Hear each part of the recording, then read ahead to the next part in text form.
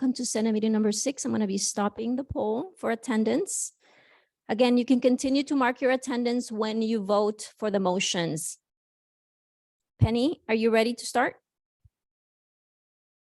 Wait, All right. hello? Oh, no, I don't want to be seen. Okay. So you've done your sound checks? I haven't heard.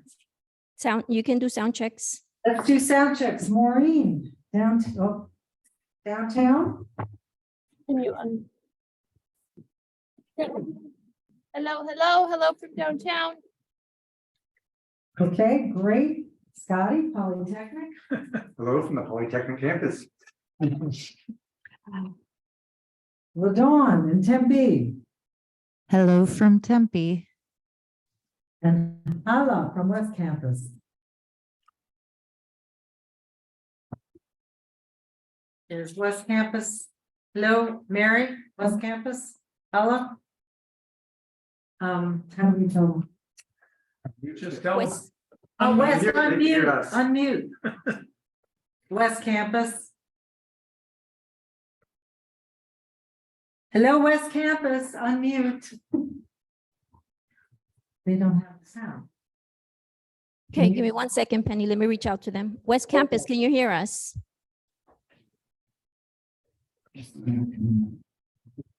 West Campus, are you there? Somebody text me or?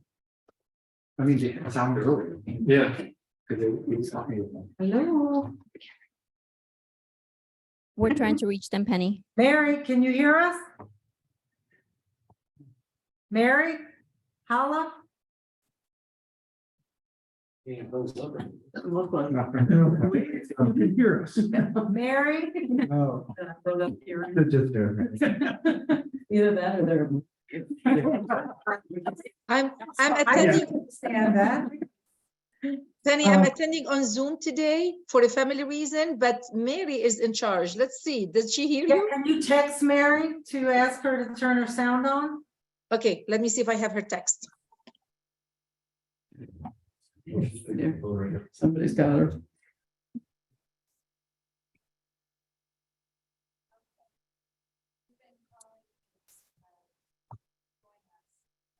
I don't know. Stand by, Hello, Penny. Wes, can you hear? Yes, stand by. Give me 1 second. Oh, this is fun. It worked. We tested it. Yeah, we 30 tested it, minutes it worked ago. fine. I'm sorry, Penny, I don't have a phone number for her, but I'm sure Maria Hala, does. Yes, we have it, Hala. Thank you. Okay. Penny, you can do the sound check for Wes now. Wes, can you hear us? Yes. Yes, we can. Okay, good, you're here. Woo, okay. LaDawn, thank you. All right. I will now call this meeting to order. Oh, that's Claudia. Oh, and here's my partner who's also And a, now we're going to do a quorum calculation. can you hear us? Yes, you're fine now. So you can, Unless we're you talking. can do it now. Maria, quorum calculation. Coming down. Thank you. Okay, everyone. So quorum question number 1 is please select the campus which you represent.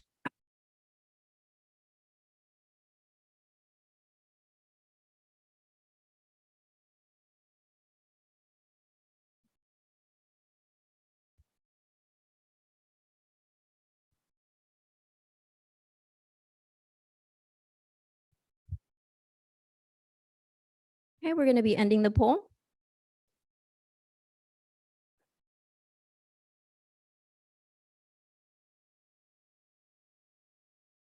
We're going to follow up with a second question.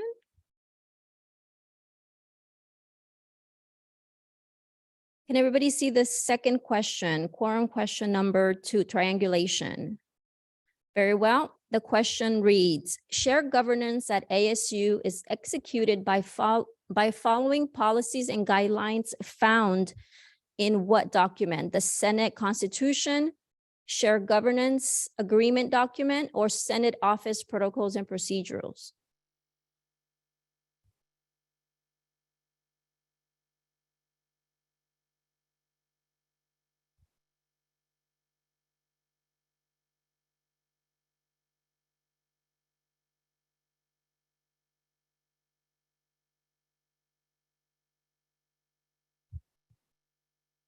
Okay, we're gonna be ending the poll. And the results are mixed, but so A have it at 50%. Yes, it's the Senate Constitution. And we do have quorum. Thank you. Yes.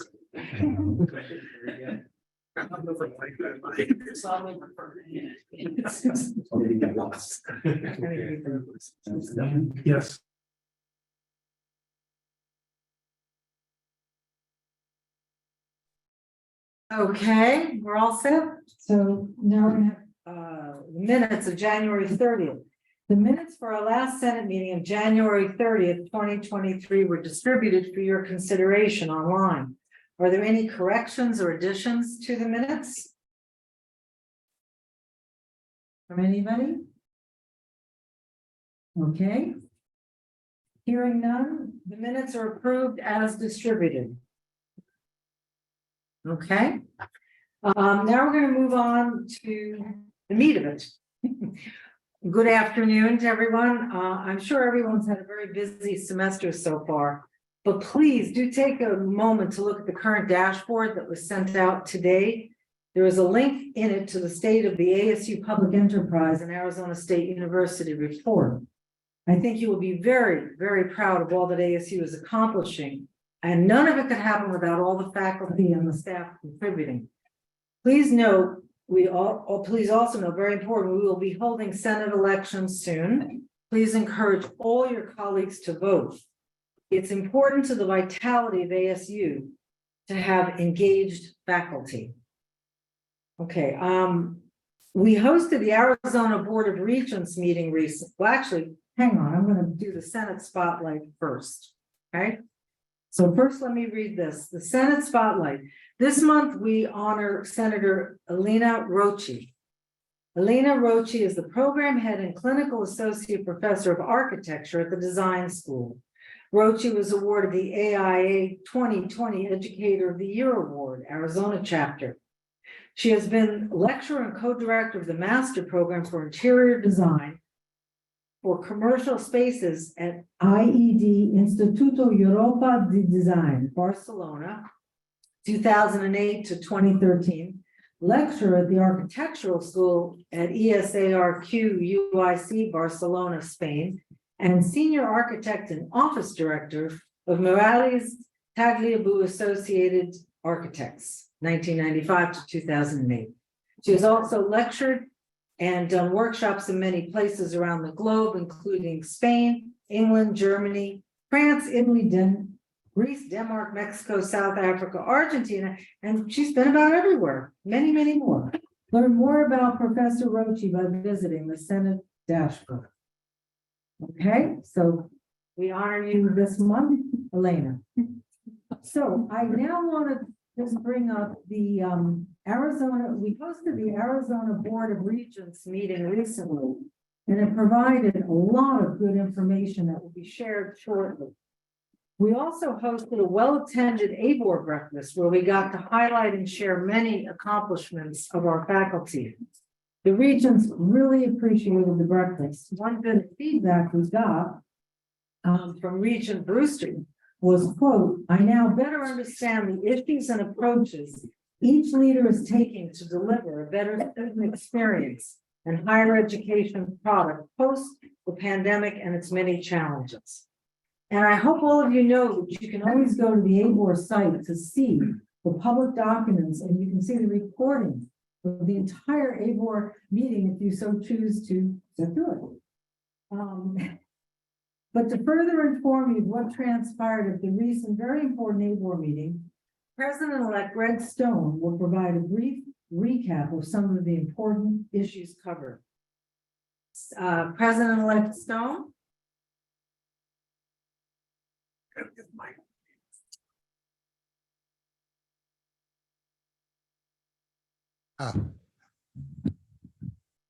Thank you, Penny.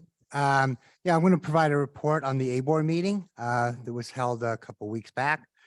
And the meeting began with the Regents bestowing the inaugural Regents Distinguished President Award on President Michael Crow. President Crow has served as president of ASU for over 20 years, which is a rare accomplishment. Furthermore, the Regent cited his work in elevating the reputation and visibility of ASU during his tenure. Responding to a serious decline in Arizona's state support for universities, and now totals only 7.5% of ASU's budget, the board adopted a new plan, estimating the cost of additional spending due to inflation and increased enrollment at 2.6%. The board will now cap tuition raises as long as the legislature increases university funding at this level. If it fails to do so, the universities will, if necessary, raise tuition accordingly. The Regents also announced an inaugural Regents Community Grant. These grants are intended to help solve problems in Arizona, whether they are statewide, regional, or local. The first grant is for a working group to investigate why it's so difficult to recruit and retain first responders. President Crow provided the annual report on the state of the ASU public enterprise and Arizona State University. This report is available on the current Senate dashboard. I really recommend looking at it. There's a lot of very, very interesting information, very well organized by President Crow. The list of ASU's advances in pursuit of objectives set by the board is extensive. Many of these will be featured in President Crow's address to the April 24th Senate meeting. One noteworthy announcement is that ASU has added a 9th design aspiration of principled innovation, which states that ASU places character and values at the center of decisions and actions. The Arizona Faculty's Council, which represents the faculty at the 3 state universities, provided a brief report to the board expressing the views and concerns of these faculties. Penny Dolan, as chair of the AFC, emphasized the importance of diversity, equity, and inclusion in the successful functioning of the universities. This is of particular importance given current threats to DEI as a priority in Arizona higher education. Should I take questions or? Well, okay. All right. Thank you, President-elect Stone. Thank you very much for that report. Next, we are going to hear from Provost Gonzalez.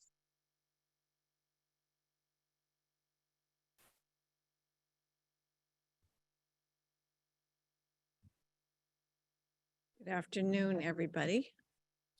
I will be keeping my comments very brief today because we have the pleasure of having Dr. Sally Morton with us today, another of the executive vice presidents at ASU, and she's going to be speaking about knowledge enterprise and the incredible amount of activity and exciting new projects that are advancing on a daily basis. In fact, she was mentioning one major proposal going in just today, but she'll also fill you in more broadly on other things that Knowledge Enterprise does. So we'll leave time for her. I wanted to just make 3 quick announcements, really. One is to, I don't know if we've got that slide there. Don't need the slides too much, but I just want to start by saying thank you to everybody who participated in the open door this year. I don't know if you are all aware, if we can advance to the next slide, that we host an open door event on a Saturday in February on each campus, a separate Saturday. These events are hosted by full participation from all the colleges across each campus. It brings thousands of families, mostly families and young kids. And I was here yesterday with the Tempe Open Door. Delightful to see everybody on campus enjoying, arts, enjoying science, enjoying many, many activities, and a lot of students. Some families go to each and every event and they're asking questions about, well, where is nursing? I'm interested in nursing. And so it's very clear that these students and see themselves as future Sun Devils. And they even have a booth where the little kids can put on a cap and gown and get their picture taken as graduating Sun Devils. So it's a lot of fun, but it's a lot of work to pull this off. And so I just want to thank all the staff and the leaders and the faculty that participated in the event to make it successful. We actually have not, this is the first time we've done it since COVID. And we've had a reboot of Open Door. So it was a very successful reboot. Yesterday's campus event was a beautiful sunny day, and it was a really nice way to cap it off. So if you participate or you know people who did, please thank them, because it really means a lot for the community to host this event. I also want to just mention one thing we've talked about in the past, if we can go to the next slide, is that we have become more and more aware that, you know, there are various ways in which faculty have experienced threats to their safety, verbal threats, physical threats, often done over social media. We had some recent kind of events that occurred that some faculty have been now targeted related to an event that happened on campus that they spoke up about. And we do have resources in place to be able to respond to protect our faculty when that occurs. So I just wanted you to know, here's the website so you understand where these resources are located. And what we do when we hear of something, a threat that has occurred, is we immediately work with the faculty member to understand what has happened. We bring in the police to do an investigation, and the attitude is that we will in fact pursue these people and make sure that there are serious consequences if we can identify what has happened. And we also carefully monitor. So for example, you know, a lot of concerns around social media and people being put on lists on social media, will kind of come in and do some data scrubbing to try to provide protection for people, give them security in their home, anything that they need. And so we really just want people to know this resource is here. We don't want people to feel left having to deal with this on their own. And the reason we want people to go to this resource, and your directors and deans can also work with you to direct you there, is because there are many parts to this. Sometimes there's a police part, sometimes there's an IT part, sometimes there are many things that we need to put into play. And we just want, you know, one person who sort of knows the whole story and can keep us all informed and moving effectively. The main thing that we want to do is keep our faculty safe. So we're actually hiring a team of people dedicated to do just that. And then finally, I wanted to announce that we have just launched a couple of new awards for ASU out at the university level. One is a Charter Professor Award, which is to honor faculty members whose record reflects a commitment to the ASU Charter. Being inclusion and success, research of public value, and responsibility for the well-being of our communities. We know faculty do this in many ways, very creative ways, engaged ways. They give their time tirelessly, and we want to make sure this gets recognized. We're doing it in a way that we want to make sure that we honor one career track and one tenure track faculty member with the Charter Professor Award. And they also come with some compensation associated with the award. And Patty, do you remember the Charter Professor compensation? Is that up there?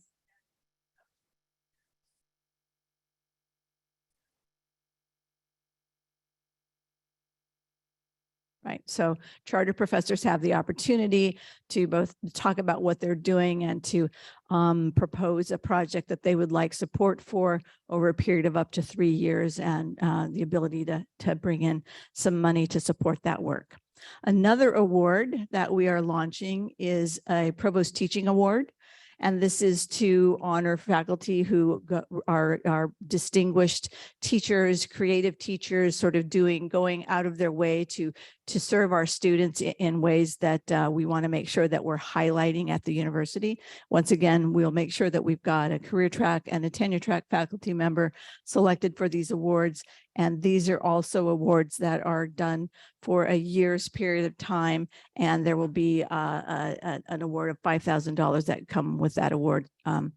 So we are putting out the call. If you want to look online to see what it takes, if you want to please think about, people that you think should be nominated, let's please have active involvement in getting those people nominated so we can recognize, feature these people, in various at graduation as well as on media. We want to get the word out about the great work that you're all doing. So those are my announcements. There was one thing that you mentioned, the principled innovation, new design aspiration. We're very excited about that. We haven't had a new design aspiration in 20 years. So this is a significant event. We know that ASU has been #1 in innovation now 8 years in a row because of all the ways in which we are continuing to push the, push limits and advance, whether it's in teaching, research, service, community engagement. And we now sort of really want to bake that into who we are and think about how we advance in a principled way, meaning we don't innovate just for the sake of innovation, but we innovate with a sense of ethics and principles guiding our work. And this is coming out of some preliminary work that was done in the Mary Lou Fulton Teachers College and also the Fulton Schools of Engineering, sort of developed this notion of principled innovation. And what we plan to do, we plan to see this kind of permeate a lot of what we do. And one thing we plan to do is we're going to have the creators of principled innovation work with us to launch projects in various colleges so that we're training people up to know how to use principled innovation in new ways.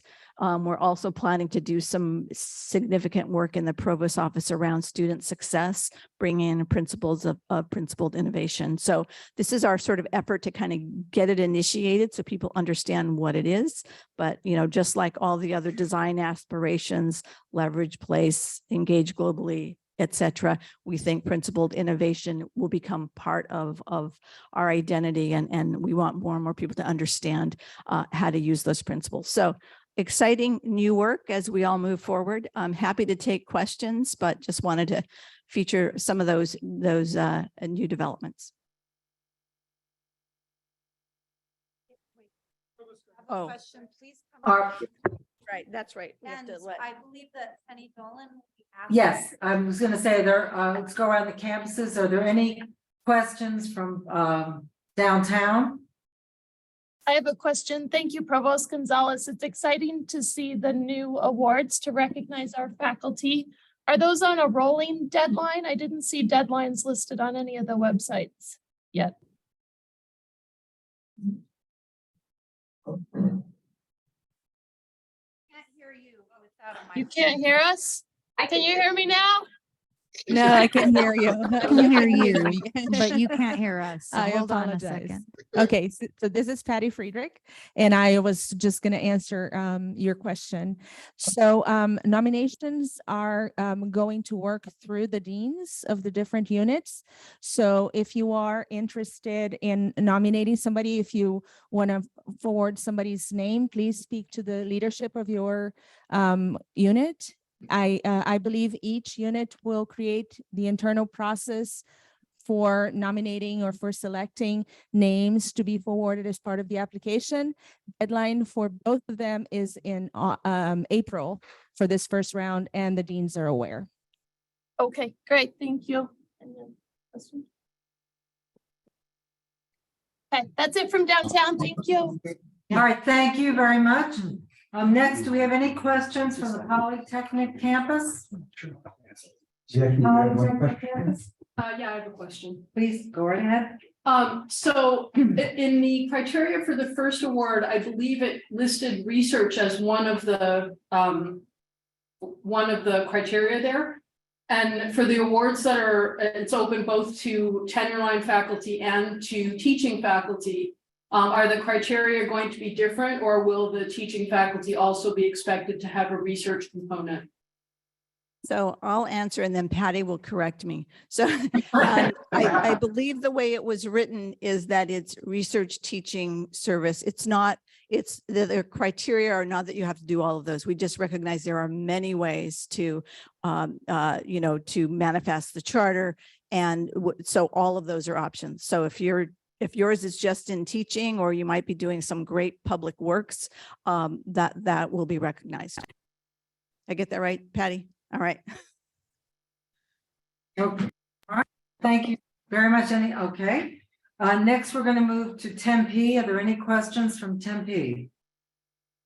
Thank you, Provost Gonzalez, for posting that about threats to faculty. I just wanted to ask where on the website, the Provost website, under what heading would we find that? Let's go to that link. Yes.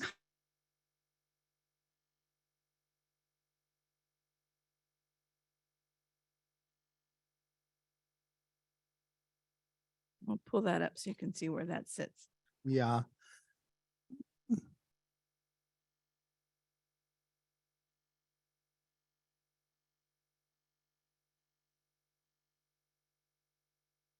Okay. Okay, so let's go ahead and click on that link. Yeah. Okay. So that's to faculty and staff under the Office of University Provost. Mhm. Yes. Yeah. And then from there, my question is, how would I easily would navigate you from that find that? page? Yes. Let's see. So the best way I would Let's go. imagine, so you're trying to see how, I think. How you would find the link. Yeah. Right. Exactly. So if we go to the Provost University website there, that's the homepage, right? Yes. Okay, so from here, I'm not sure. Let's look. Let's see. Let's try to find it. Let's look under, Initiatives, maybe? I'll send it to you. My we're- reason yeah, for asking, Yeah. Provost, and you Campus probably safety. anticipate that, is Sure. that it would be helpful to have this easily accessible, I easily. agree. Right. I agree. Right. Yeah. Exactly. I didn't design the website, so let's. No, I look at campus understand. Safety and see if it's there. Right. Campus safety. On the right. Yeah. Under initiatives and And then to the right. Yeah. Initiatives. Right, So we yeah. have Okay, US. Far right. Yeah. All right. Oh, you know what? I don't see it because my little screen is, okay. Campus safety.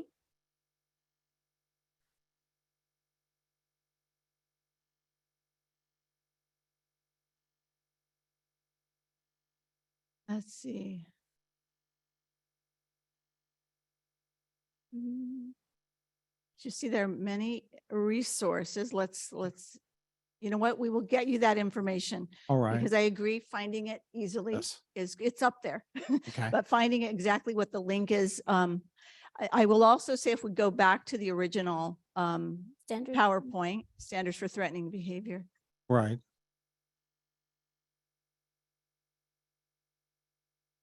We have, that's for students. You're actually in the EO site. So there's also one for students Yes. and that's listed here. So the one that we want is for faculty. Okay. Oh, yeah. And I see it there, but as I found out earlier, you have to specifically type threats and know what you're looking for. Okay, we'll But I fix that. appreciate your Yeah. following up with it. Yeah, we'll fix that to make sure it's easy to get to. Thank you for that. Thank you, Provost. Now, there, if you go to the other site, there's also a site on, On here, yeah, the second one. additional resources. That's a human resource site that also talks about the behavioral response team and the resources available there. And you can find that off the site, either directly from human resources, or you can find that off the Provost site. So we'll make sure that those are easily marked so that you can get to them. So thanks for bringing that up. Provost Gonzalez, is it possible, I'm right behind you, to put it on the LiveSafe app? Yes, good idea. We will do that as well. Great suggestions. Okay. Excellent. All right, Patty's writing that down. Is that- Okay. So now we're gonna move to West Campus. Are there any questions from West? To the provost? We don't have any questions at the moment. Thank you very much.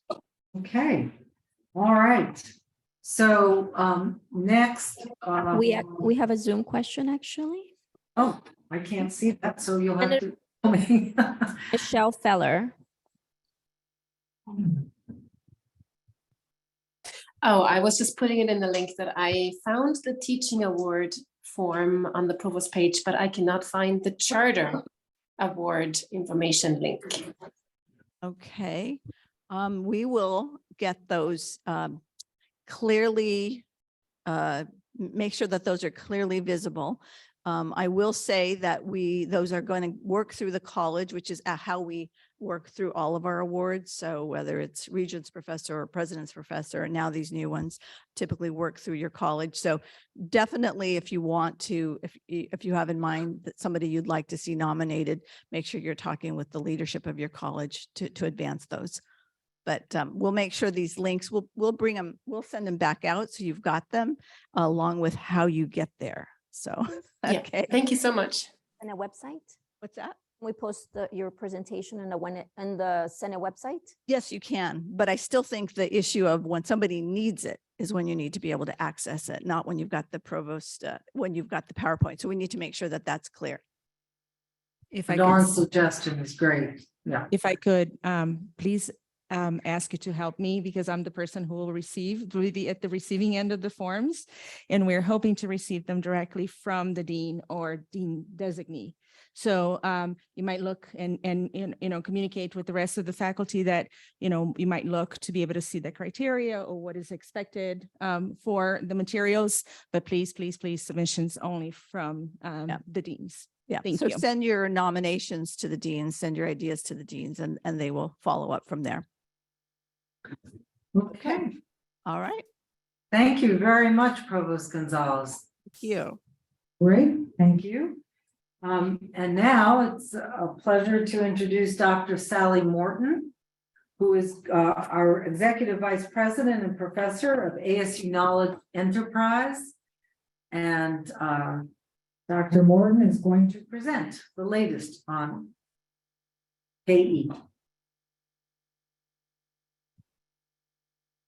Can we put it on full screen, maybe?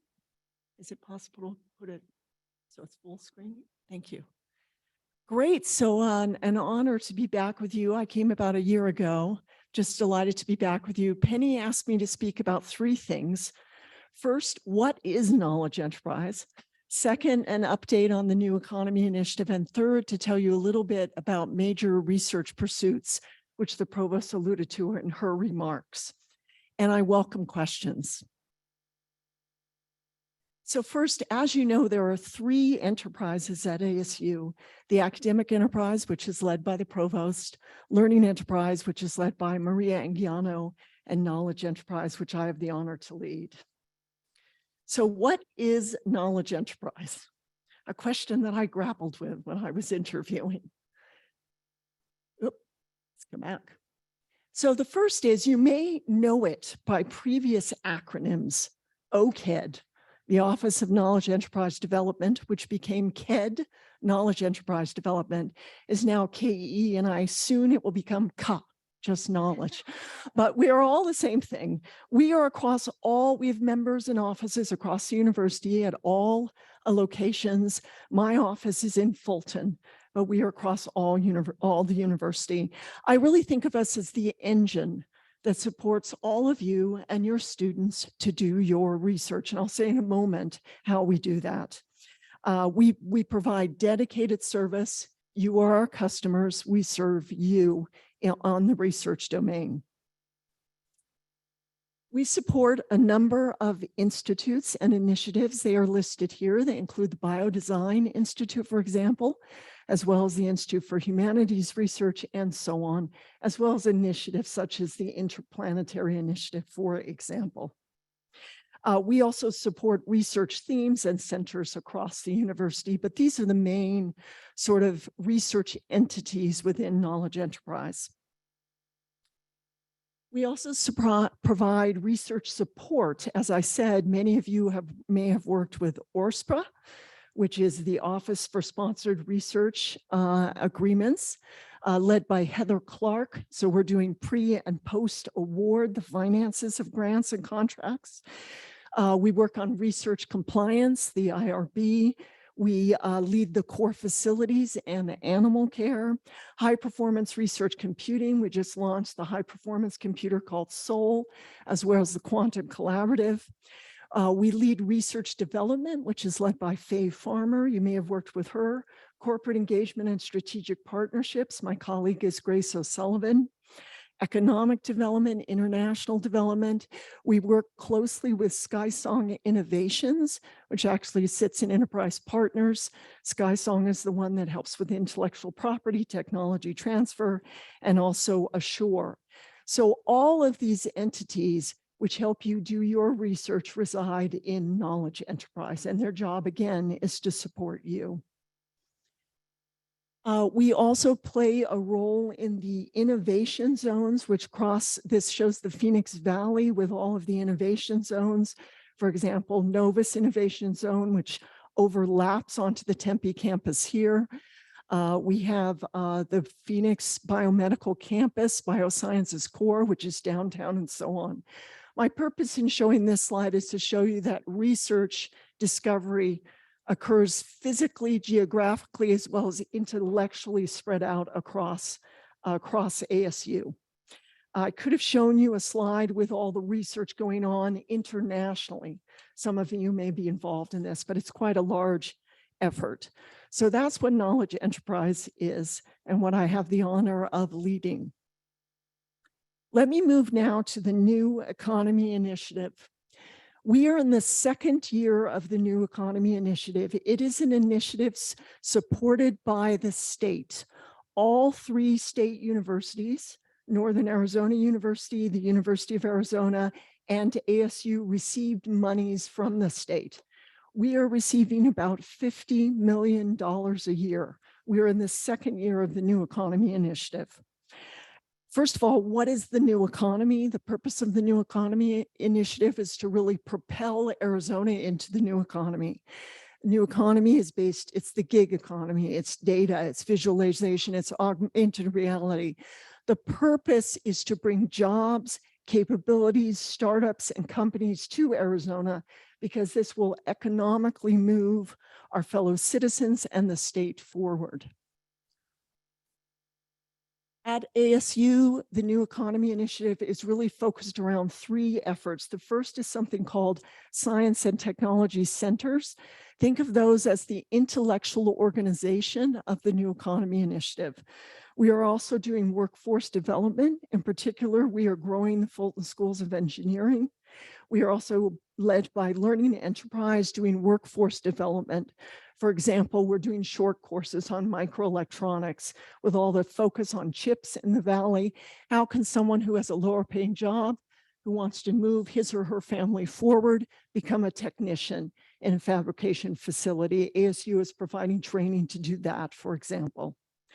And we are also supporting new economy enterprises across the state.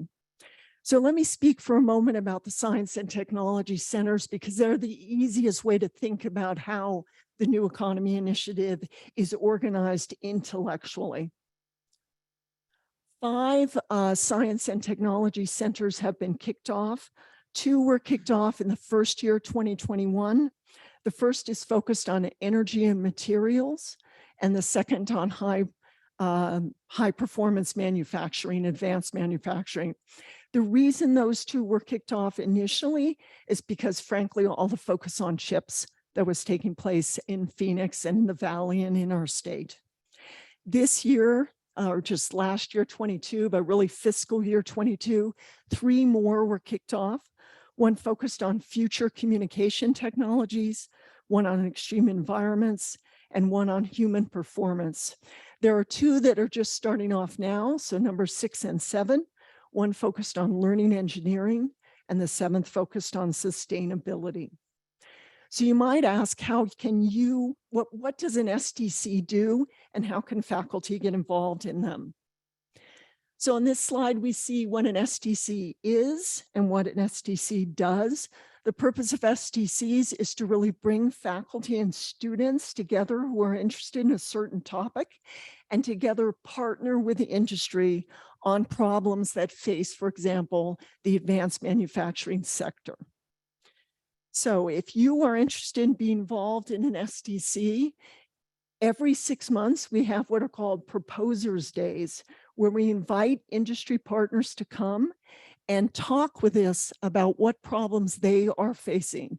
At the last proposers day, we had over 200 companies come and talk with us about how they might partner on the topics that the STCs are facing.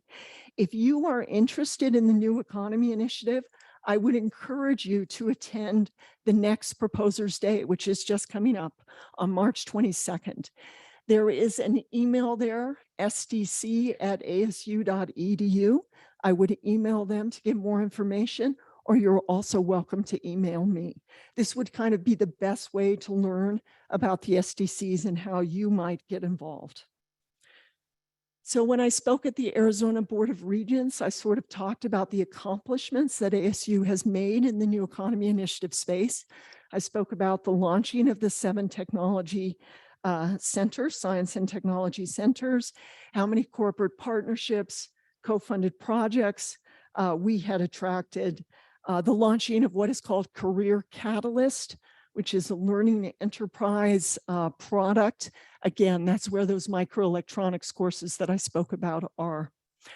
So this is a way that all faculty can be involved in the New Economy Initiative. I feel that we're at a really good place. We sort of have a model of how this works.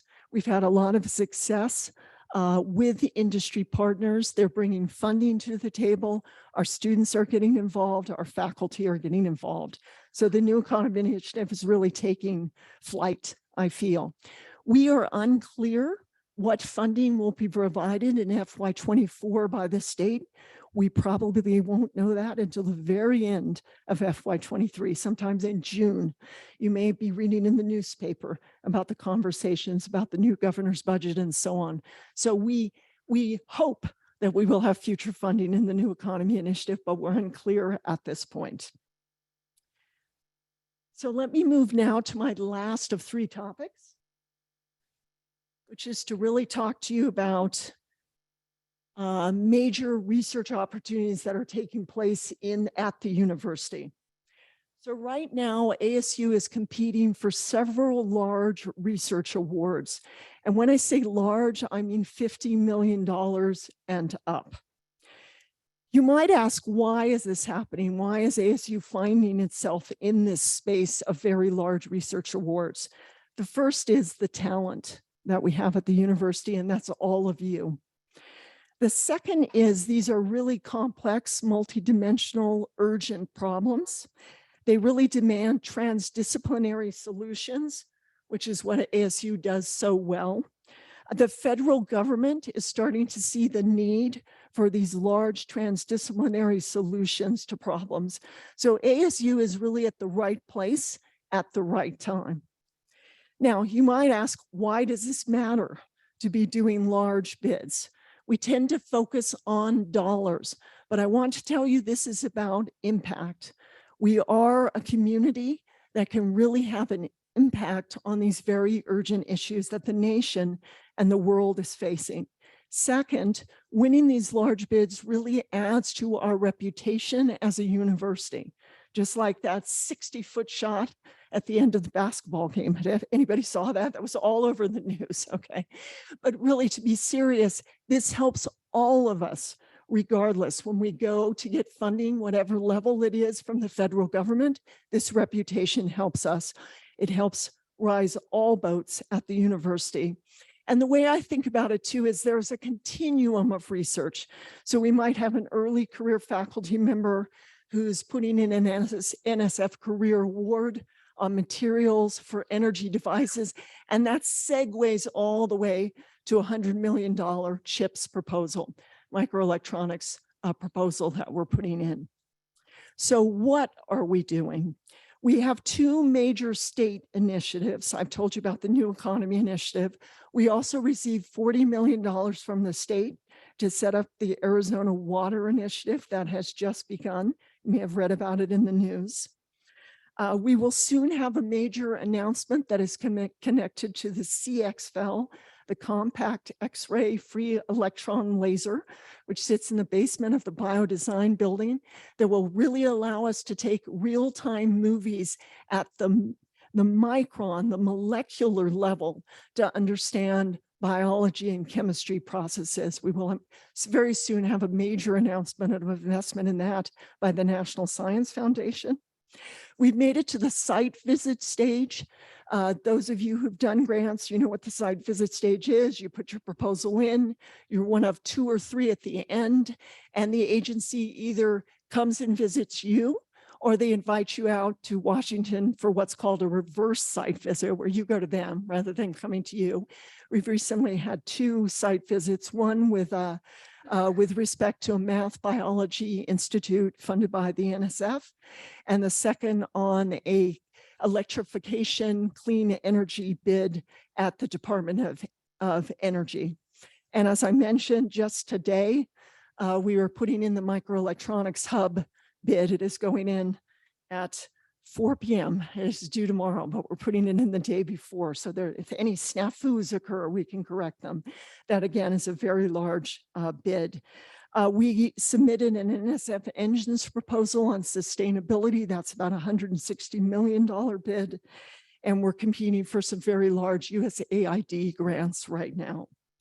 We're working on the carbon and hydrogen hubs proposals as well out of the Department of Energy. So what is Knowledge Enterprise doing? The first thing we're doing is we're supporting faculty in these bids. We're trying to think about the level of support and structure and operations that it will take not only to get these bids submitted, but to execute on the work that they will require. So we're thinking very, very hard about that in Knowledge Enterprise. I think I'll make 2 more comments. The first is, and I'm sure you've heard this in the Faculty Senate, we're delighted that ASU has been denoted a Hispanic serving institution that not only highlights our contributions in terms of diversity on the education front, but it also opens up a host of research opportunities that we are now eligible for. And if you go to the research development page on the Knowledge Enterprise site, you will actually see information on what that allows us now to bid for. And we would be delighted to work with you on any of those opportunities. The last thing is the research expenditures that we submit to the National Science Foundation every year. Last year, our number was $677 million. We were ranked 6th in the United States among institutions without a medical school. We recently submitted our fiscal 22 numbers. Our number submitted was $797 million, an increase of 17% or $120 million. Again, what this brings to the university is reputation, recognition of the work that you are doing. And frankly, it brings resources to the university as well that we can reinvest in things like course facilities and support for any researcher at the university. So let me stop there, and I would be delighted to take questions. Thank you. Thank you very much, Dr. Martin. That was fantastic information. Let's go around to the campuses and see if there's any questions. Downtown, do you have any questions? We do have a question from Senator Sharp. So I can speak. Yep. Hopefully. Hi, my name is Chris Sharp. I work within the Office of American Indian Projects at the School of Social Work, and thank you for your presentation. I was born and raised in Arizona. I'm a citizen of the Colorado River Indian tribes, and kind of was raised on the western part of the state. I know the importance of water, and I appreciate that there were tribal partnerships mentioned in the water initiative. I didn't see the list of tribal partners. So I want to just encourage you all to not forget about us. And that's kind of the theme of my comments. I come from a place where you can't get broadband internet. Even people that are well-to-do, they don't have access to certain things in the communities where I'm from. And when I see a lot of this work, it's amazing. But I'm concerned that we're not addressing some of those issues of access for our rural communities and our urban communities where, how are we addressing and sort of improving Arizona's state education system? Are we writing this into our grants? Are we carving in community support in ways that, and I'm not saying go get the best or brightest, pick them out of their communities and don't give them opportunity to go back, right? When we do that, when we get the best and brightest from those communities, we need to create a pathway for them to go back and help better their communities. And so that's what I'm looking at. And I'm hoping, this is more, I don't necessarily expect a response, but I'm just hoping that these things are considered in these big initiatives.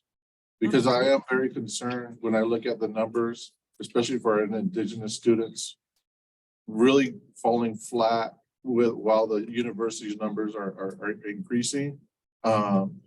And so, I just wanted to say that and thank you for your work. It's a big lift, and I know it's very important for many of my colleagues. And I'll just leave it at that. Thank you. Well, thank you. I really appreciate your comment. We can always do more, and I take your comment very seriously, and we'll go away with it and try to consider how to do more. I will say we do a lot of partnering with the tribal nations, and let me just give you one example. I went to Washington, D.C. to go to the Department of Energy for this reverse site visit on the clean manufacturing electrification proposal that I spoke about. We were honored to have President Guy from Navajo Tech as one of the members of our site visit team. Navajo Tech is integrally involved with that proposal, not only in terms of research projects that would take place at Navajo Tech, but trying to think about how to assist with education at Navajo Tech, as well as the tribal communities, because they've been hit very hard, for example, with the closing of the coal plants and so on. So we try to think about these issues whenever we put proposals in, but we could always do better. Recently, there was a conference which I was honored to attend on how to do research in partnership with Indigenous communities. How can we learn from Indigenous communities, and how can we work in partnership toward common goals? So we are always trying to think about that. I will say, as I started this, can we do more? Yes, we can. But thank you very much for your comment. Extremely important. Thank you for that response. Very informative. Anything else from downtown? Okay. I now we're- know something. We have one more question. Yes, Okay. I just wanted to continue on what Senator just said, that I didn't hear also anything about, we talk about 40 million, $50 million. What are the deliverables to the communities in the vicinity of the downtown campus? The social indicators demonstrate that you have low levels of life expectancy, high levels of maternal mortality, child poverty. So what are we doing there? Well, I would say that of the projects I spoke about here, none are specifically in the health space, though we do a large amount of health work. One of the things that Knowledge Enterprise is doing in the downtown space in particular is supporting an ecosystem focused on behavioral decision-making. So this is the idea, how to help people make better decisions about their diet, use of substance use and abuse. How do we work in the mental health space, working with neuroscience experts as well in the decision-making space? And how do we bring those capabilities in particular to populations that have real health inequities? For example, diabetes being extremely high in the tribal nations as opposed to other subpopulations of Arizona. I myself am a biostatistician, so I'm very cognizant of these type of issues that you raise. I would also connect to the water initiative, which isn't, it is connected to health, because water and climate change, we have to see everything through the lens of climate change now. That project, the $40 million project that you alluded to, is very focused on community outcomes and bringing to our communities knowledge that is understandable and actionable. So we try to be very focused on that. But thank you also for your comments. Thank you. Very important. Okay, thank you very, very much. Good questions, good comments. Now we're going to move to the Polytechnic campus. Are there any questions? Please, Senator Kennedy. Yeah, I have a couple questions, and this is coming from the non-tenure track faculty perspective. Fortunately, I stumbled across the Interplanetary Initiative and got involved with the SciTech Leadership Development Program, where we're actually working on a certificate program. I'd be interested to know what are other further opportunities for non-tenure track faculty who research in their primary teaching is, maybe where we can get involved on the training piece of a lot of these other initiatives, or is there new initiatives that we can be a part of in that regard? Sure, absolutely. So Maria Anguiano, myself and the provost, we try to work seamlessly together. And I think many of these initiatives have spaces on the education. And by education, I would say writ broadly, not just four-year degrees, graduate degrees, but also micro certificates, workforce training, and so on. So on the New Economy Initiative, which I spoke about here, there's actually an opportunity to apply for a seed grant from Learning Enterprise to develop courses kind of in the new economy space.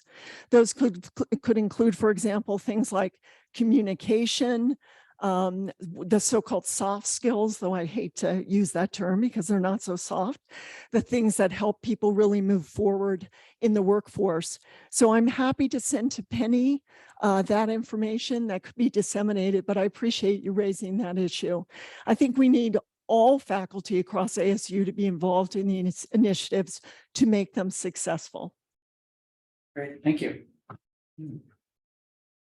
Okay, did you have another question?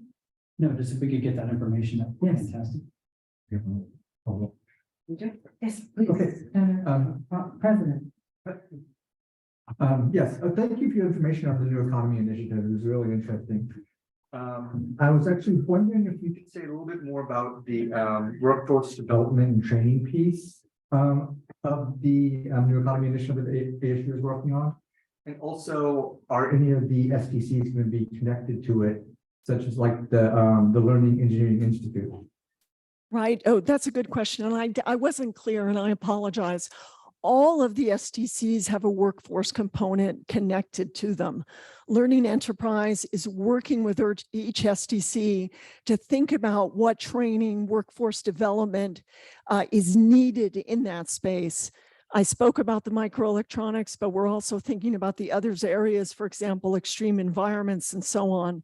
We have a New Economy Initiative Council, which has representatives from about 20 industries, and we're speaking directly with them. What is it that you need for your current workforce and your future workforce? We're also trying to think hard, because they all are, because they need people, about DEI issues in this space. How can we encourage and support women, for example, and people that have been marginalized and not part of these workforces, because they are the people that we really want to bring up via the New Economy Initiative. So again, there's workforce efforts across all of the STCs. And I just spoke about the seed grants that Learning Enterprise is making available. That is one place where people could also propose not just courses, but also workforce products that could be used and developed in concert with Learning Enterprise. I can see that that is information that I really need to get to you, Penny, because the last two questions have really connected to it. So I'll take that away as an action item. Great, great, thank you. Okay, Molly, we're good? Okay, so now we're going to move for questions from Tempe. Hi, my name's Gilberto Lopez. I'm in the School of Transborder Studies. My question is a two-part question. One, well, there's only 11 faculty in our school, and we're all excited about this HSI designation, but at the same time, when reality hit is, as faculty, we have full teaching loads, mentoring, service to the university, all these things makes it very difficult to allocate time to put into these large grants that we're thinking of. I do public health work and I do STEM research. Is there any support by KE to help us, and what kind of support? We have a lot of what they call turnover with our pre-award and post-award folks. With, I've been here 3 years, and I think every year we have a different person. We can't, for whatever reason, they go somewhere else. And that really affects us small units. What support is there? Or even, I don't know, I can't even think about what support we would need, but I think we need some help. We have a lot of ideas for kind of be part of these initiatives to all these grants that you mentioned, but we do need help in the small units. So what is there available? Well, the first thing is I would love to sit down with you and a couple of your colleagues and talk through your thoughts and really think how we can connect you, either partner you with others that are interested in other schools and colleges. We do that a lot, where we sit down with groups and faculty and we say, where are you? What do you need? And how do we help move you forward? So I would just offer that. We do provide, for example, research development, which helps if you tell us what kind of expertise you have in public health, for example, to use your example, we can say to you, here are the opportunities that you are eligible for. What would it take to get you there and how can we help you? We do that all the time. So I'd be excited to work with you and would encourage others. We do that a lot with departments, schools, colleges, and so on. That's one of our jobs. Yeah, I would look forward to it. Okay, thank you. Any more from Tempe? Okay, and we will get to any online questions if there are any at the end.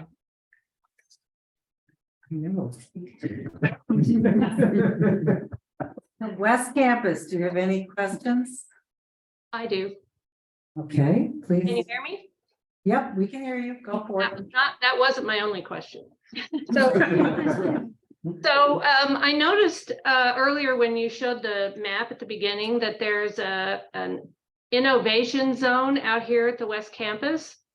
And I was wondering if you could say anything about what the plans might be for that, if there are any plans in the works, because I'm very interested to learn about that. Yeah, sure. So happy to. I think it's just beginning at the West Campus. The primary focus right now is on manufacturing to dovetail with the new School of Manufacturing that's being built there. There is also work. We have companies already out there that are connected in the defense space and aeronautic space. So we do have some industry partners who already have space on the innovation zone, but there is physical space there that needs to be developed as well. So we are working on that. Yeah. So basically, it's kind of a chicken and egg. You have this space. We work with industry partners, try to encourage them to lease space and so on and be physically there. They come to us in all different sorts of ways. Sometimes faculty connect us to industry. Sometimes they come directly to us. Can you also just say where it is? Ooh, you're gonna. No, that's okay. Never mind. No, I think it's sort of adjacent to where the barracks were on that side of campus. On the west side or the east side? The west side? Let me try to think to myself. I think it's on the west side. Okay. I can definitely send you a map and show you where it is. Yeah. Thank you very much. I appreciate it. Sure. All right. Great. Thank you very, very much. Are there any questions from online? Yes, there's one question. Senator Mujica, can you please unmute? Yeah, okay, thank you for the opportunity to ask a question. What I would like to know is whether Knowledge Enterprise has an ongoing initiative on quantum information quantum biology and quantum information sciences in general? That's my question. Yes, we do. We've just started the Quantum Collaborative, which is a collection of companies as well as university partners who work in the quantum information sciences space. We are also working with the Dean of Natural Sciences on a quantum biology effort initiative. How could we broach that and support it? We also partner with the University of Arizona, which is quite well known in quantum networking. So there is quite a lot of quantum information science work taking place. So we would love to hear what you're interested in and how we can expand in that space. And I can connect you to my colleague, Sean Dudley, who runs the Quantum Collaborative. Yeah, I'm already in connection with them. So I just wanted to have a broad perspective of what Knowledge Enterprise is doing. So thank you. So that's an example of where faculty have come forward with capabilities and interests, and we've tried to build and support the ecosystem around them to help them go forward. Same with high performance computing. Yeah, but very, very important, I think, for the future in many fields. Yeah, thank you. Yes, absolutely. That's great. Thank you. No other questions. All right, thank you, Maria. So we have no unfinished business, so we can begin new business with our first reads from CAPC. To prepare you for the motions, we will be acting on it in our next Senate meeting. CAPC Chair Claudia Sadowski-Smith, if you would like to read the motions. Sure, thank you. Okay, thank you, President Dolan. Just to remind everybody, the Curriculum and Academic Programs Committee, CAPC, is made up of faculty from all units and across campuses, and we will meet on March 23rd to discuss the following 13 motions, which I'll be reading to you, related to degrees and certificates. And these items will then return to the Senate for further discussion and vote in the March meeting. And I just want to remind you, if there are any questions about these motions, to please contact me before our next CAPC meeting, which is on March 23. Okay, so the motions are, the first motion is motion 2023-35, request from the Harburger Institute for Design and the Arts, School of Arts, Media and Engineering for the renaming of an undergraduate degree from BS in Digital Culture to BS in Media, Arts and Sciences. Motion 2023-36, request from the Harburger Institute for Design and the Arts, School of Arts, Media and Engineering for the renaming of an undergraduate degree certificate from Digital Culture to Media, Arts and Sciences. Motion 2023-37, request from the College of Liberal Arts and Sciences, School of Historical, Philosophical and Religious Studies for the transfer of a graduate degree in Medieval Studies from the School of Historical, Philosophical and Religious Studies to the Department of English. Motion 2023-38, request from the Thunderbird School of Global Management for the de-establishment of a graduate degree, MALM in Leadership and Management. Motion 23-39, request from the New College of Interdisciplinary Arts and Sciences, School of Social and Behavioral Sciences for the establishment of an undergraduate degree, BS in Aging. Motion 23-40, request from the College of Health Solutions for the establishment of a graduate certificate in medical nutrition. Motion 2023-41, request from the College of Liberal Arts and Sciences, School of Life Sciences for the establishment of a graduate degree, MS in Computational Life Sciences. Motion 2023-42, request from the College of Integrative Sciences and Arts for the establishment of a new academic unit, School of Applied Professional Studies. Motion 2023-43, request from the College of Integrative Science and Arts for the establishment of a new academic unit, School of Applied Sciences and Arts. Motion 2023-44, request from the College of Integrative Sciences and Arts for the establishment of a new academic unit, School of Counseling and Counseling Psychology. Motion 2023-45, request from the Ira A. Fulton Schools of Engineering for the establishment of a new academic unit, School of Integrated Engineering. Motion 23-46, request from the New College of Interdisciplinary Arts and Sciences for the establishment of a new academic unit, School of Interdisciplinary Forensics. And finally, motion 2023-47, request from the Herbert Institute for Design and the Arts, School of Arts, Media and Engineering for the renaming of an undergraduate degree from BA in Digital Culture to BA in Media Arts and Sciences. Thank you. First read. If you have any questions or comments about these proposals that will go before the CAPC for review at their next meeting, please contact me or Claudia Sadowski-Smith, our CAPC chair, as soon as possible. We have some additional first reads, beginning with motion 2023-50 to transition the Digitally Enhanced Teaching and Learning Committee, DETL, from an ad hoc committee to a standing committee of the University Senate. The motion is brought by co-chairs Stefan Stanchev and Lisa Kamerlach. Stefan? Is Stefan there to read the motion? Do not see him. Lisa, are you, okay, I see Lisa coming up. All right, great. Right there. You can do it here. Can everyone hear me? Okay. So title of our motion is motion to transition Digitally Enhanced Teaching and Learning Committee from an ad hoc committee to a standing committee of the University Senate. Action requested is creation of a standing Digitally Enhanced Teaching and Learning Committee to a Senate/Provost committee with representation across the university. Rationale: whereas online and digitally enhanced teaching and learning is growing exponentially at Arizona State University, whereas faculty and academic professionals need a forum to serve as a conduit to bring suggestions, ideas, concerns related to teaching and learning technology to the administration, whereas the Provost's Office, Enterprise Technology Office, and EdPlus need a forum for gathering feedback from faculty and academic professionals on technology matters, whereas the membership of the Digitally Enhanced Teaching and Learning Committee needs representation from all colleges or schools and the library. We propose the following: an ad hoc committee. The Ad hoc Committee on Digitally Enhanced Teaching and Learning proposes amending the University Senate bylaws to be 9, new subsection C, recommending the creation of a new standing committee, Digitally Enhanced Teaching and Learning Committee. Is that all you need, or do you need the whole thing?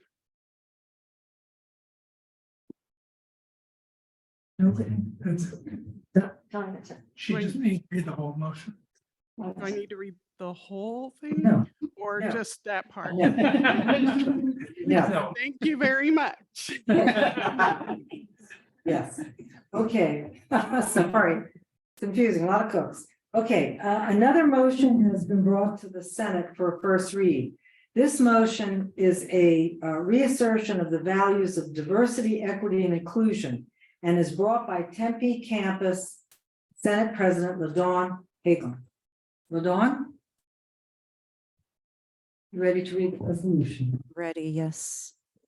Did we not have two motions before this? Okay. For some reason on the agenda, they are following what you are doing. Oh, okay, well. We do yeah. have, it's after you. So this will be a first read of the motion reassertion of the values of diversity, equity, and inclusion. The action that will be requested will be approval of this DEI resolution at our next Senate meeting. The resolution reads as follows. Whereas the Arizona Board of Regents upholds the values of critical thinking, intercultural competencies, civility, and diversity and inclusion through its general education guidelines. Whereas the ASU Charter and its mission foreground diversity, equity, and inclusion, DEI principles in defining the university by whom it includes rather than excludes. Whereas a diverse curriculum better reflects, supports, and celebrates the diverse experiences, cultures, worldviews, and educational needs of our student body at ASU, of Arizona, and of the wider world in which we live. Whereas DEI initiatives improve recruitment, admission, retention, and success for faculty, students, and staff at all ranks and levels by addressing historical barriers to education, thereby bolstering the intellectual and economic life of the state and the nation.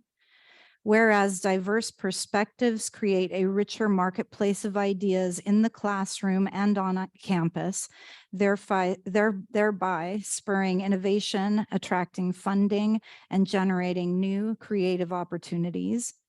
Whereas cultural competency, crucial for success in our interconnected world, requires openness to diverse perspectives.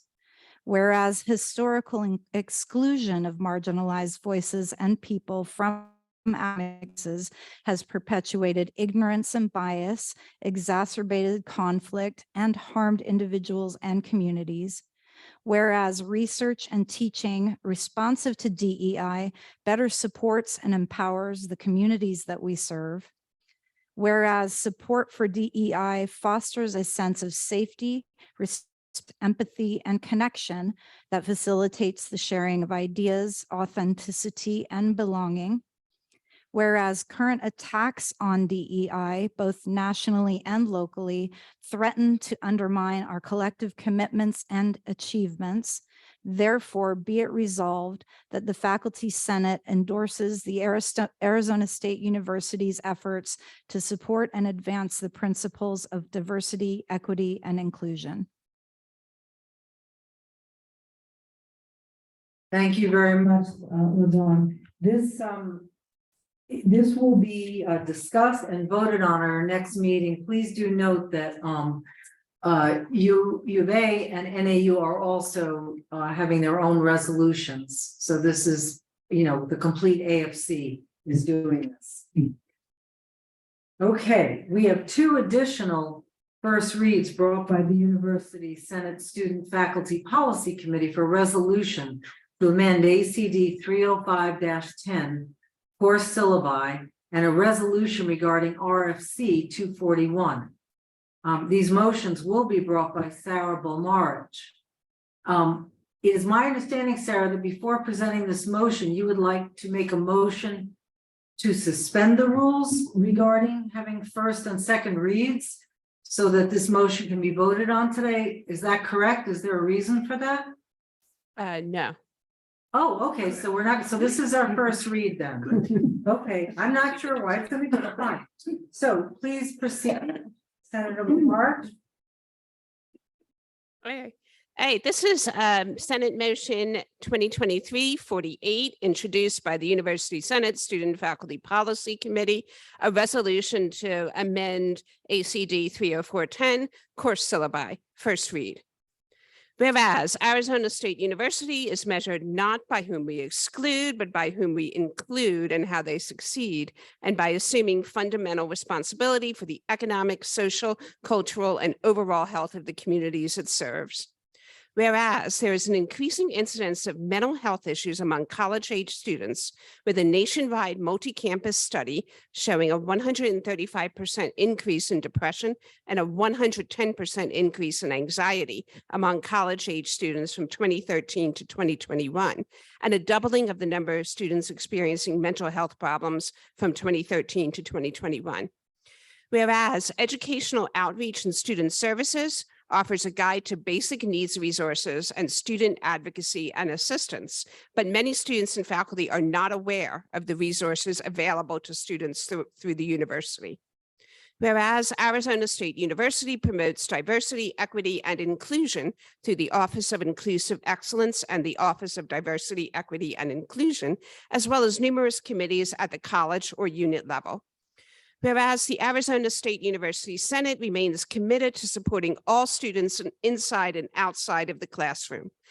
Therefore, be it resolved that the Arizona State University Senate, representing members of the Academic Assembly, supports the emendation of ACD 304-10 course syllabi by the addition of the following 4 resources to be the new points 8 to 11 in the said policy. Point 8, availability of ASU counseling services, providing counseling and crisis services for students who are experiencing a mental health concern.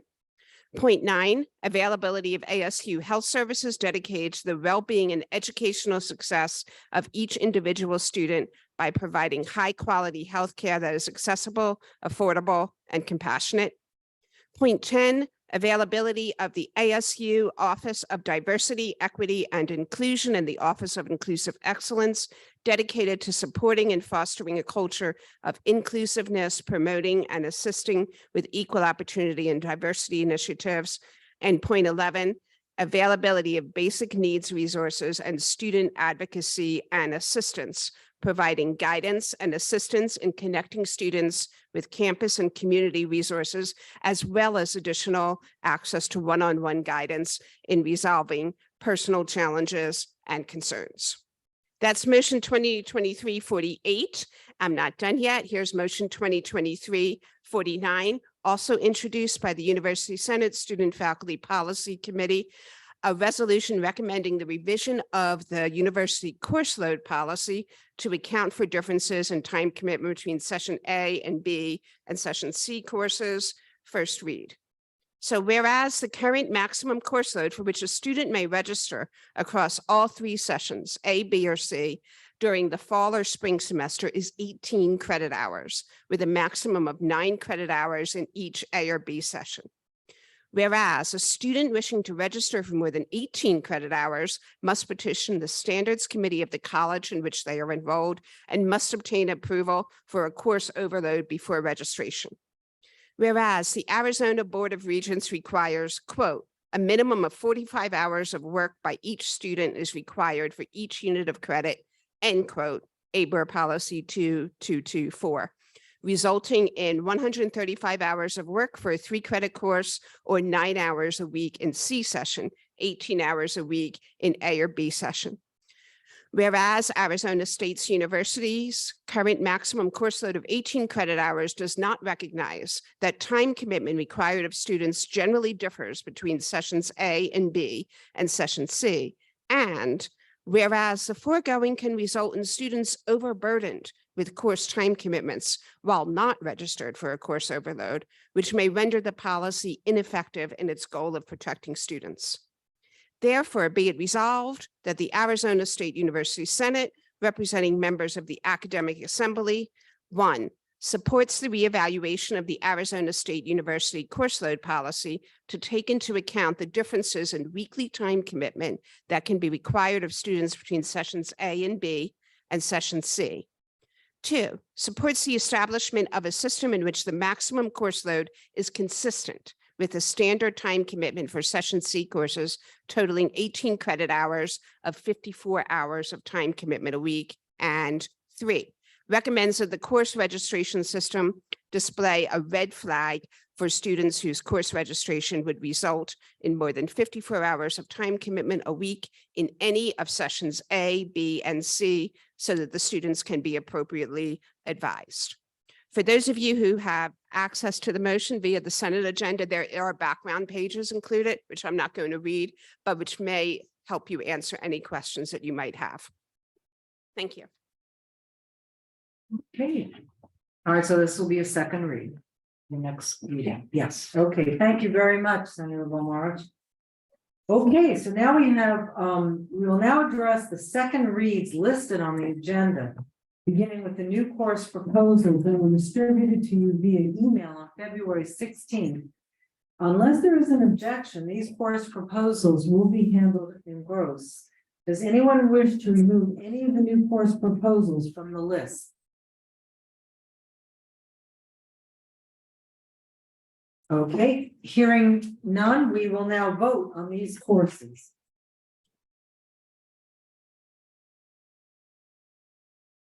Okay, the poll is open. It reads, do you approve Senate Motion 2023-34 new course proposal in gross? A for yes, B for no, C to abstain.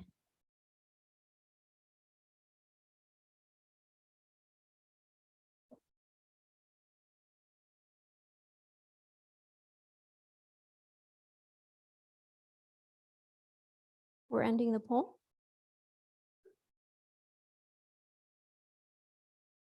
The motion passes with 94 votes, 93%. Okay, new course proposals has passed, motion 2023-34. We we have 7 motions that have passed CAPC review. Unless there is an objection, these motions will be handled in gross. But senators do have the ability to remove specific motions for discussion and voting. Claudia? Yes, thank you, Penny.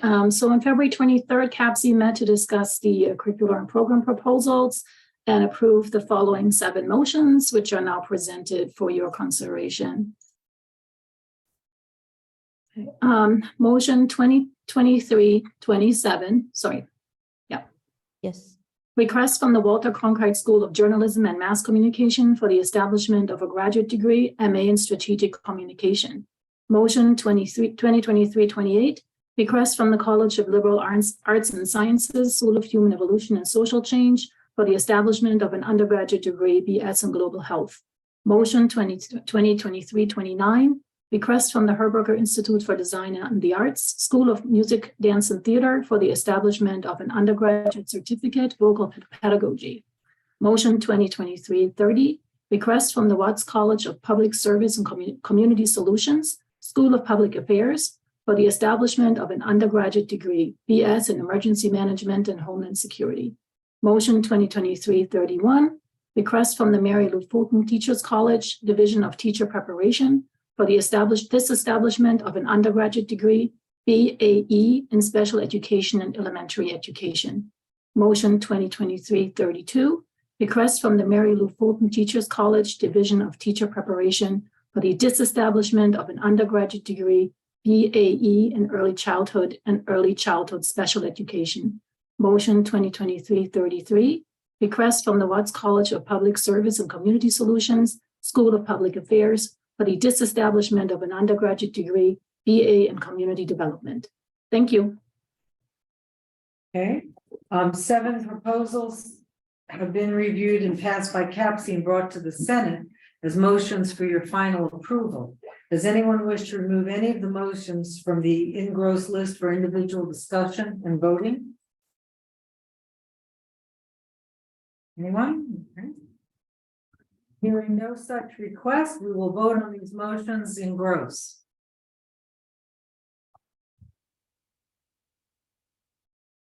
Okay, the poll is open. Do you approve of the CAPC motions in gross as read on February 27, 2023? A for yes, B for no, C to abstain.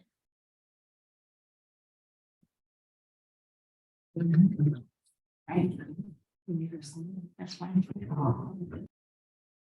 Ending the poll. The motion passes with 97 votes, 93%. Okay. All right. So that has passed. Okay. So now we move on to Senate committee reports. As we have no further motions or resolutions, so our new business is concluded, allowing us to turn to Senate committee reports. We will begin with a report from Lisa Kamalacher for detail.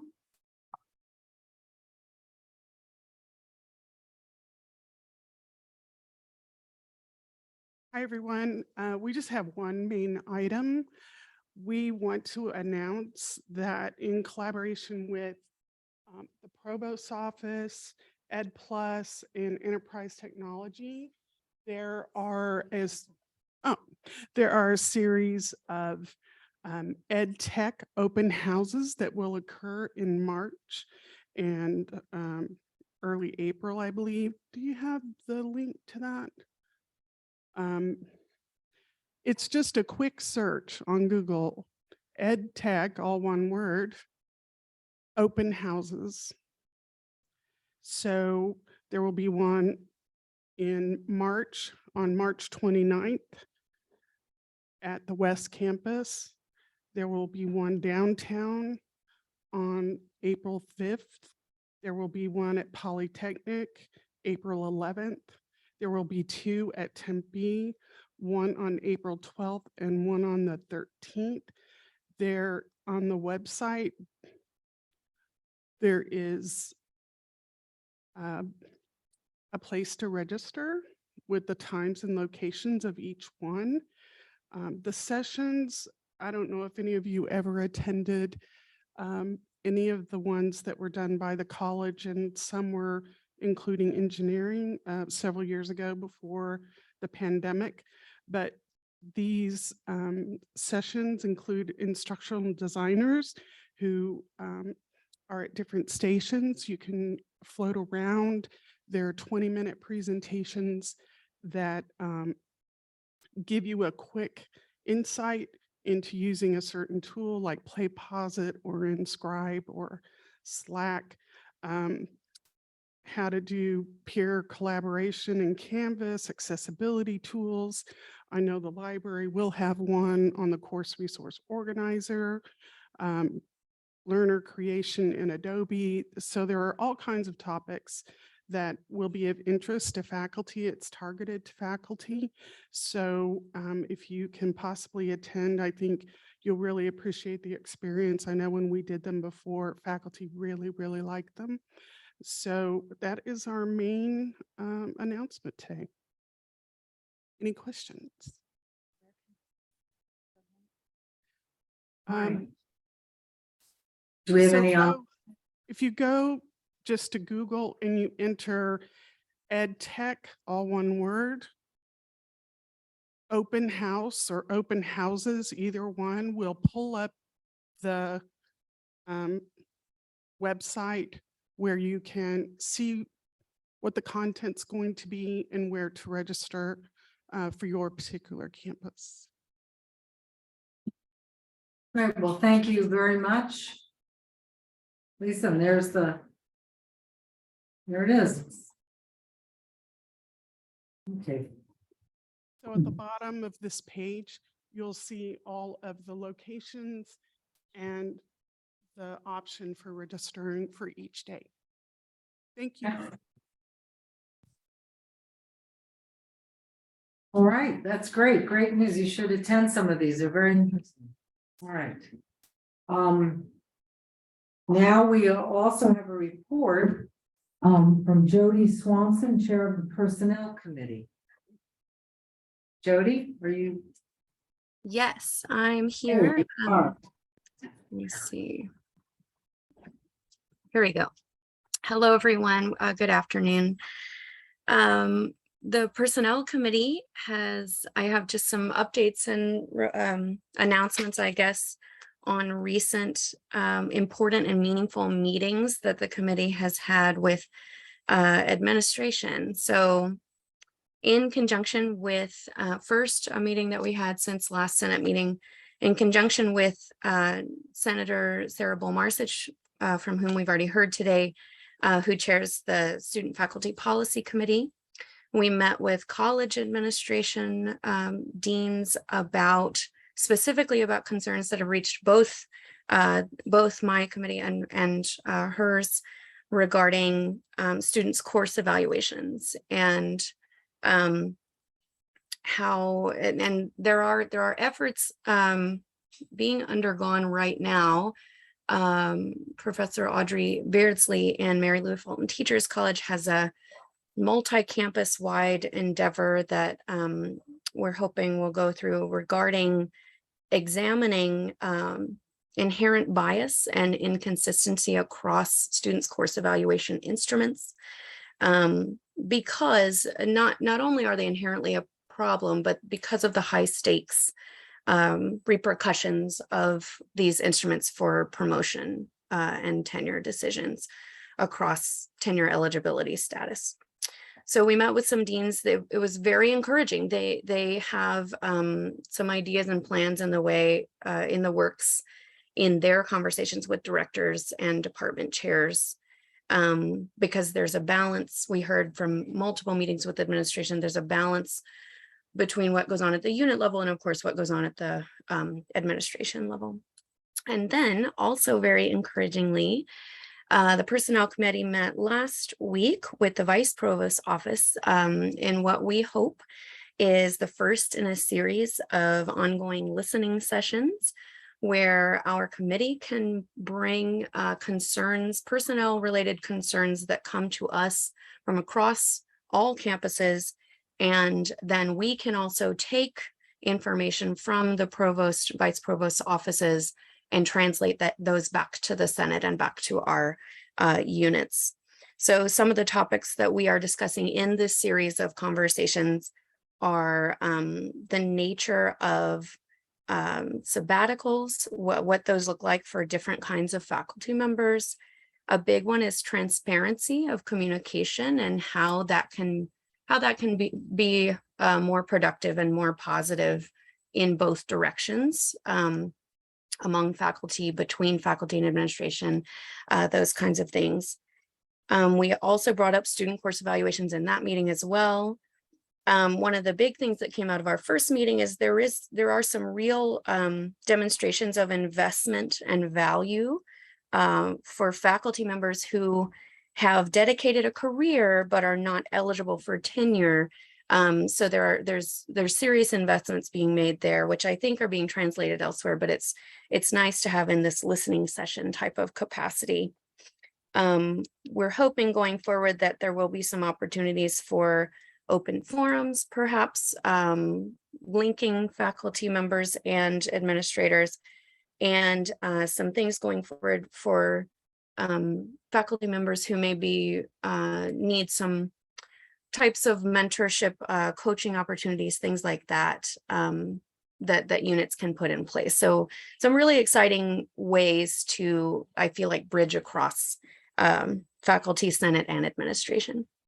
So that's my update for today. Any questions, anyone today?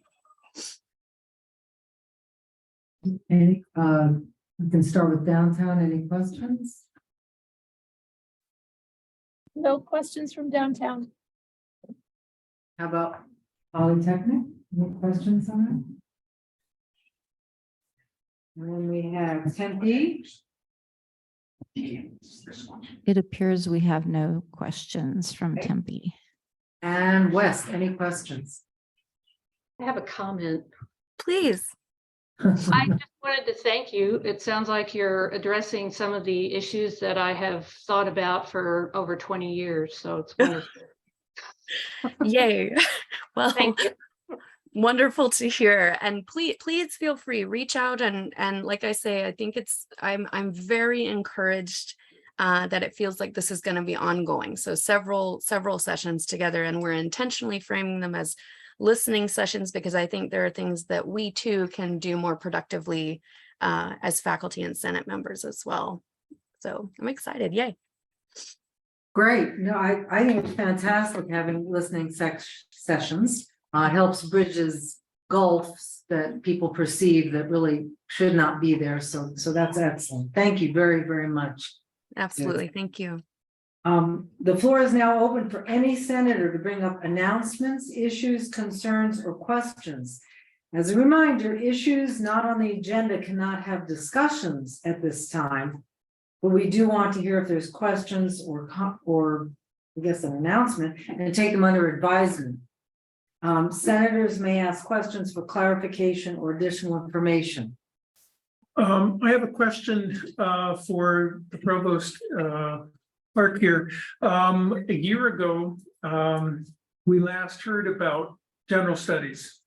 And we understood at that time that we would be getting the final proposal and we would be voting on it this spring. That seems a little unlikely right now. Can you tell us where the general studies program is? I'm afraid you've got the wrong vice provost. Ann Jones is the one overseeing that. I can't answer. I just don't know. So just reach out to Ann. Yeah, and I can say from ABOR meetings that it is moving slower than we hoped. That at this point NAU has completed and we're coming up soon. That's all I can say, right? It's coming. Any other comments or items that would like to be brought up? Are you going by campus? Yes, I can, unless there's, let's start by downtown. Do you have any questions at all? That We you, do not appear to have any questions. Thank you. all right. Now we'll go to Polytechnic. No questions? No? Okay. Now we're gonna hit Tempe.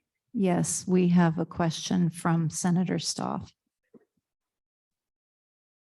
I actually have a motion that I'd like to propose. And so is this going to be like a first read, or is this just me announcing I that I have a don't motion think and it- then we do a first read? So in No. order to have a read or a motion, it needs to go through the UAC, but you can certainly read it now if you'd like, and then submit it to us and we'll put it through the proper channels. Great, thank Then we'll you. have a formal first read. Okay, so this is a motion brought forward by myself and my colleague Joseph Foy, who's a proxy senator. We both represent Barrett the Honors College. Very short, sorry. So this is a resolution to amend ACD 112-01, the Academic Constitution and Bylaws. And the action requested is an amendment of said ACD 112-01. The resolution is, whereas Arizona State University is measured not by whom we exclude, but by whom we include and how they succeed. Whereas service on the University Senate Committee for Academic Freedom and Tenure, hereafter CAFT, and the Governance Grievance Committee, hereafter GGC, is currently limited to tenured professors and tenured associate professors, and thereby excludes non-tenure eligible faculty who are now known as career track faculty. Whereas career track faculty are correspondingly invested in the governance of the university and face issues directly under the purview of the aforementioned committees. Whereas specifically with regard to CAFT, career track faculty face infringements on their academic freedom and seek restitution for unfair dismissals, but lack the same protections afforded to tenured faculty and therefore are more vulnerable to attacks on their academic freedom and dismissals. Whereas specifically with regard to the GGC, career track faculty also bring grievances concerning salary inequities, teaching assignments, access to equipment, and other issues of unfair treatment of faculty by other faculty or administrators. Whereas without representation of career track faculty on these committees, those who bring grievances to them currently lack the right to have their cases be heard by their peers. Therefore, be it resolved that the Arizona State University Senate, representing members of the Academic Assembly, 1, support the emendation of ACD 112-01 Academic Constitutions and Bylaws by changing bylaw 1B, 2B, CAFT, from members shall be elected by the Academic Assembly from among tenured professors and tenured associate professors to members shall be elected by the Academic Assembly from among all faculty. Number 2, supports the emendation of ACD 112-01 Academic Constitution and Bylaws by changing bylaw 1B2C GGC from members shall be elected by the Academic Assembly from among tenured professors and tenured associate professors for a period of 3 years. 2, members shall be elected by the Academic Assembly from among all faculty for a period of 3 years. Thank you. Okay, thank you. Now, the process is that actually has to be submitted to the UAC so that all senators can actually review the document, and that'll come up with for a first read. Our Senate director will help you do the process of putting that motion. So just send it to the Senate, please, to Maria Coca's attention and mine, and then we will talk about it at the UAC. Okay, thank you very much. There any other, okay, so that was Tempe. We have West Campus. Is there anything that you would like to bring up? Not that I'm aware of, thank you. Thank you, Mary, as always. Thank you. Okay, well. Nobody on Zoom. Okay, so all business shown on the agenda has been completed. And unless I hear otherwise, I'm being instructed to whack the gavel. So we're all good? All right, this meeting is now adjourned. The weather is starting to get nice.